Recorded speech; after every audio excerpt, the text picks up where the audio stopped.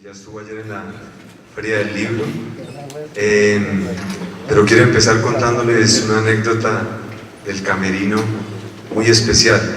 Entre los asistentes está un sabio de la comunidad Wounaan, que son indígenas que viven cerca de la frontera con Panamá, y pudimos hacer un reencuentro después de 40 años de que el maestro estuvo en esas selvas. Volvió a hablar con un indígena de esa comunidad y fue muy especial el encuentro. Se llama don Cercelino Piraza y está entre el público.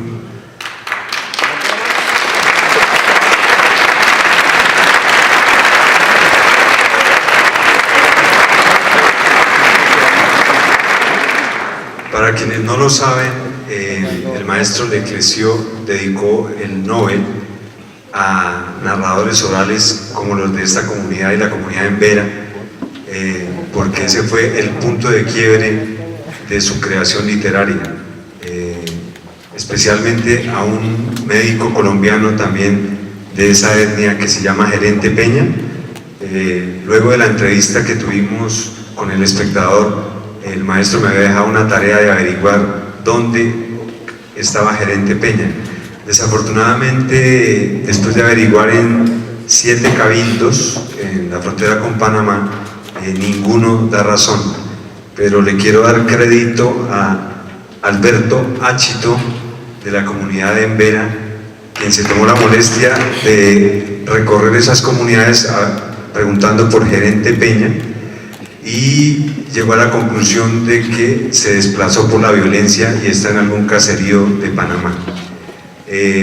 Cercelino también es desplazado por la violencia. Entonces yo quiero empezar esta charla preguntándole al maestro qué significa que esos príncipes del bosque, como usted lo llamó en sus novelas, estén hoy viviendo en las ciudades desplazados de su selva. Sí, yo creo que ha de ser una tragedia porque para un pueblo salir de sus tierras y enfrentar la violencia y tener que volverse inmigrantes en su propia patria es algo, no hay nada más terrible que eso. Lo puedo decir porque yo conozco la situación de un inmigrante. Mi padre fue un inmigrante en Francia, era de Isla Mauricio, un pequeño territorio al sur de África, y tuvo que adaptarse a Francia después de haber vivido muchos años en África. Así que conozco la situación y puedo decir que es realmente la tragedia. Y es también prueba que no hay violencia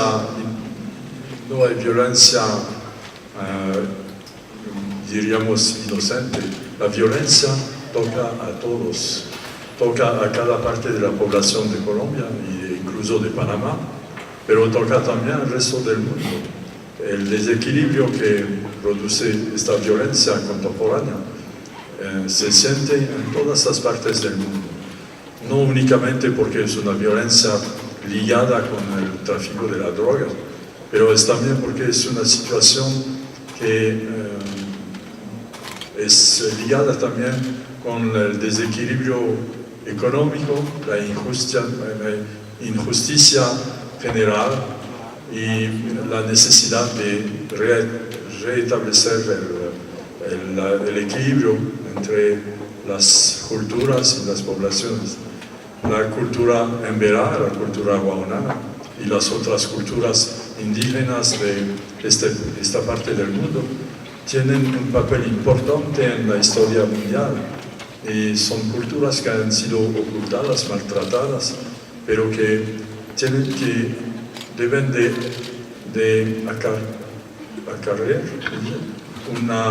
una visión muy original y muy diferente al resto del mundo.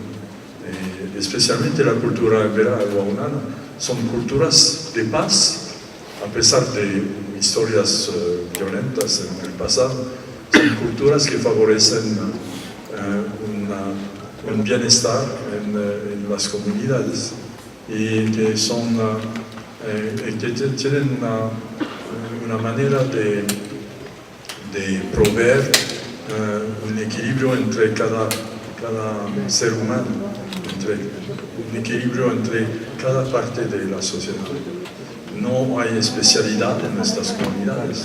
Hay gentes que son excepcionales, como Gerente Peña, que era un doctor extraordinario, pero también hay gente que son especializados en algunos artes, pero todos se sienten no iguales, pero todos se sienten dependientes uno del otro. No hay aislamiento en las comunidades.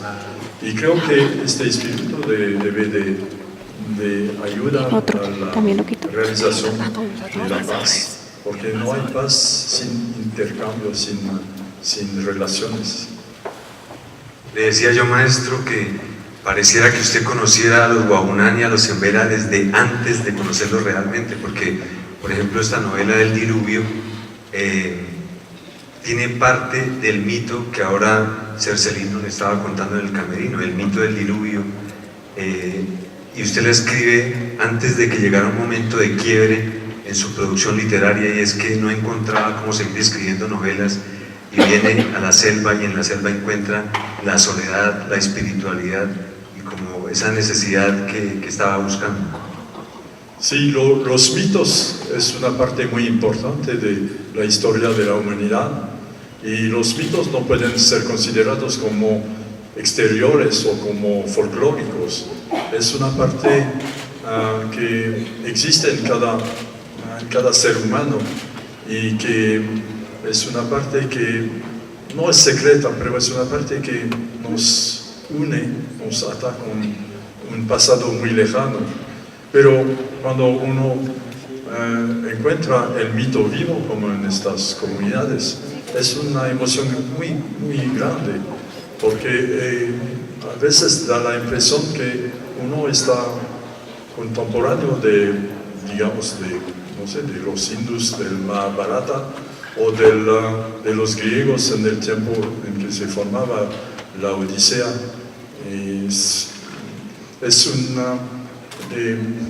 La impresión que el tiempo no existe, que el tiempo es una ilusión, porque podemos encontrar esta relación inmediata con los primeros momentos de la humanidad.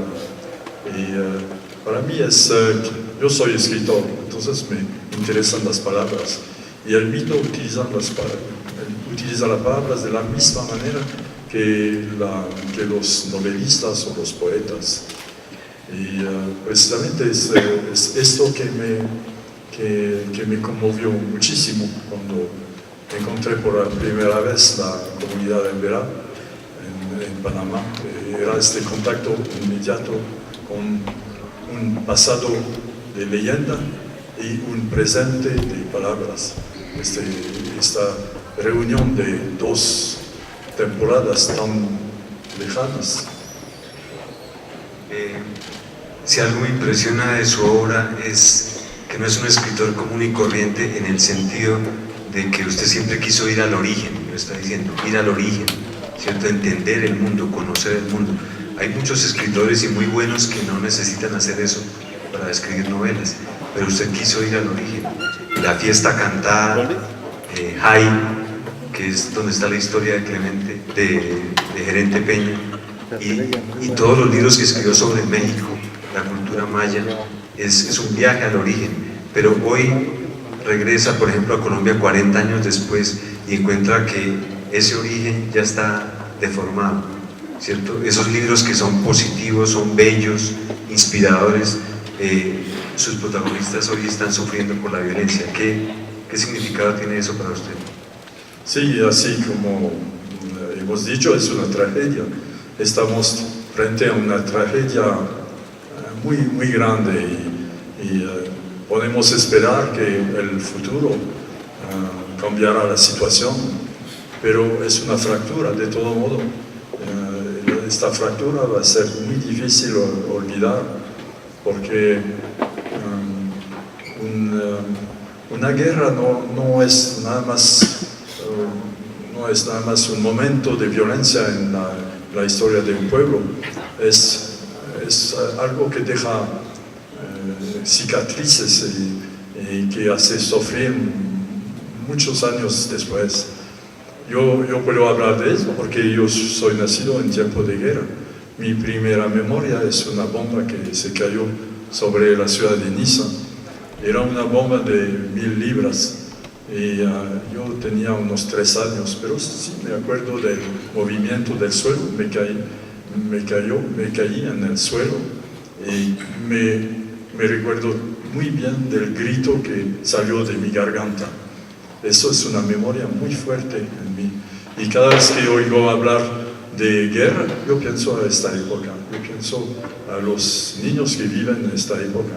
En el caso de las poblaciones rurales de Colombia, estos momentos de guerra han de ser muy difíciles, muy dolorosos.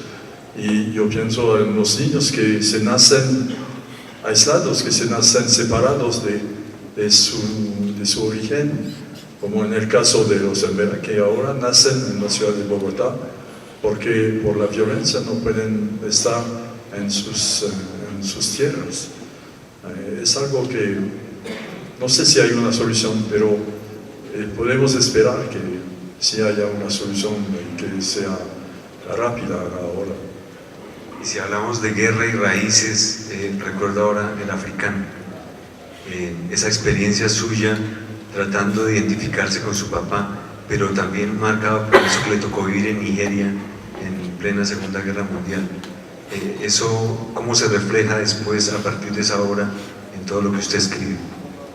Sí, yo creo que es una experiencia que me permite entender la situación de los emigrados por motivo de guerra, porque cuando empezó la Segunda Guerra Mundial, mi papá era en África y yo cuando me nací, él no estaba ahí, estaba en África y mi madre no podía ir a encontrarlo. Por 5 años la familia vivió separada de mi padre y cuando yo tenía unos 8 años, por fin el viaje era posible, no había más minas en el océano y el barco pudo salir de Francia y llegar hasta Nigeria, donde estaba mi papá. Y este momento de encuentro fue muy conmovedor y muy difícil a la vez. Era muy difícil encontrar a su padre a los 8 años. Y yo creo que este encuentro tardío, este encuentro me cambió completamente la vida, porque entendí que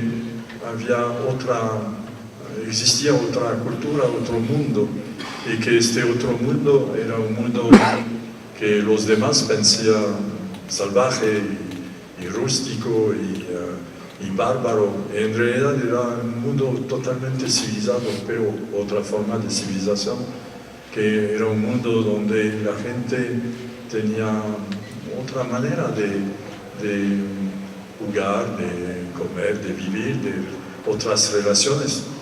Y además vivía en respeto de la naturaleza. Mi hermano y yo, cuando llegábamos en África, una de las primeras acciones que hicimos fue destruir las casas de los termites, que construían castillos. Andábamos en el campo con bastones y quebrábamos estos castillos de los termites. Y los otros niños nos preguntaban, ¿por qué hacen esto? ¿Por qué destruyen esto? Y yo creo que para ellos se veía como si estábamos destruyendo una parte del mundo mítico de ellos, porque los termites tenían un significado que nosotros no conocíamos. Y poco a poco volvimos civilizados. Aprendimos a respetar a los termites, a las hormigas, al mundo que era alrededor de nosotros. Y yo creo que este contacto con una población silvestre, porque el pueblo donde vivíamos era en medio de la selva, fue una buena lección, una buena un buen razonamiento para cambiar nuestra actitud, para volvernos otros y mejores buenos escuchadores, buenos alumnos de los demás. Y aprendió que es África, eso queda claro en su obra, en otras novelas como Viaje a Rodríguez, pero le pregunto, a partir de esa experiencia, de ese reconocimiento de la identidad africana, de trasladarla a sus libros, hoy ese abismo que se ha dibujado siempre entre África y Europa, ¿qué tanto se ha cerrado? Esas culturas, ¿cómo se han acercado? Sí, por mucho tiempo, probablemente recordando estos años felices en la selva en África, yo tenía una especie de disgusto para el mundo de las ciudades, para el mundo técnico, industrial, en que yo tenía que vivir después de la guerra. Y fue muy difícil acostumbrarse a esto. Aún hasta los zapatos me dolían, porque por 2 años yo había caminado pies desnudos, corriendo en la... ¿No por sus pies grandes o le quedaban pequeños? No, pero muy duros, ¿no? La piel de los pies se vuelve como suela de calzados. Y poner calzados después, regresando a Europa, poner tragos y estar vestidos de lana en invierno y obedecer a una disciplina muy estricta en el liceo francés. Eso fue difícil, fue muy difícil. Pero siempre tenía en la memoria estos años felices de libertad y a la vez de civilización que yo había encontrado en África. De nuevo el placer de sentir los dedos de los pies en el lodo. Es un placer extraordinario sentir el lodo en los pies que agarran el lodo y caminar por los ríos y bañarse en los ríos y mirar a las noches espléndidas, y sentir los olores, porque en la selva está llena de olores. Y después de unos meses empecé a sentir cuando, por ejemplo, un jabalí había pasado, yo sentía el olor del animal. Yo fui un muy mal cazador, tengo que decir, no soy un buen cazador, pero soy admirador de la gente que sabe hacer porque no es cazar por lujo, es cazar para sobrevivir. Los emberas eran realmente campeones en la caza, sabían hacerlo muy bien, hasta que tomaban hojas y machucaban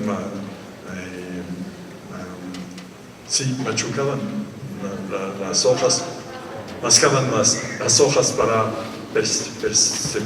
percibir el gusto, el sabor del animal que había pasado. Todo esto es una dimensión extraordinaria, es muy física, pero a la vez significa una conexión profunda con la naturaleza. Es impresionante, usted se detuvo mucho y lo impactó mucho la soledad. ¿Por qué le impactó tanto la soledad? Como si nosotros no supiéramos realmente qué es la soledad hasta no estar parado en la mitad de la selva, en el tapón del Darién, para entender qué es eso. Sí, y además, soledad no soy seguro, pero yo creo que después de haber vivido en Panamá y después de haber hecho este viaje a través de la selva hasta Colombia, empecé a entender lo que podía escribir, lo que yo podía añadir a mi escritura, y era otra dimensión. No tiene nada de mágico, es nada más este sentido que hay en la realidad. La realidad no es definitiva. Era como si la escritura podía lanzar un desafío a la realidad. Es una especie de sentirse un sentimiento que me volvía otra persona, como si había otro mundo, otra persona en mí mismo, y que por la escritura yo podía llegar a conocer a esta otra persona, a este doble de mí mismo. Y también fue una manera de, podríamos decir, de modo de vivir, porque para mí el modelo absoluto es la población que vive en la selva. Es el modo absoluto. Es gente, no son exentos de fallas, ¿no? Hay asesinos, hay violadores, hay todo. Lo peor que se encuentra en la ciudad se puede encontrar en la selva, es lo mismo. Pero es gente que maneja una cierta elegancia en su manera de vivir, una cierta indulgencia también, no solamente en cuanto a la sociedad, pero también una cierta compasión, una cierta simpatía con el mundo entero. Hay un buen ejemplo, estuve hablando con el señor Waunana que acabo de encontrar, y es esta fiesta que se da por los Waunanas en la selva, y esta fiesta que yo vi en aquella época. Es una fiesta que celebra el diluvio, precisamente, y para celebrar este mito, este tema, construyen una piragua de madera de balsa, y la gente se viste de blanco, hombres y mujeres, y bailan alrededor de la piragua y tocan la piragua como si fuera un tambor, y a la vez pronuncian oraciones para que el Dios Supremo, Wanda, no acabe con el mundo. Y no lo hacen para sí mismos, no lo hacen para los Waunanas únicamente, lo hacen para todos los colombianos, los americanos y los seres humanos en toda la tierra. Es una ceremonia que hacen para que el mundo se salve. Y esto para mí es algo muy conmovedor, que una población pequeña, que no tiene recursos, que vive en la dificultad cotidiana, piensa en la humanidad, en su generación.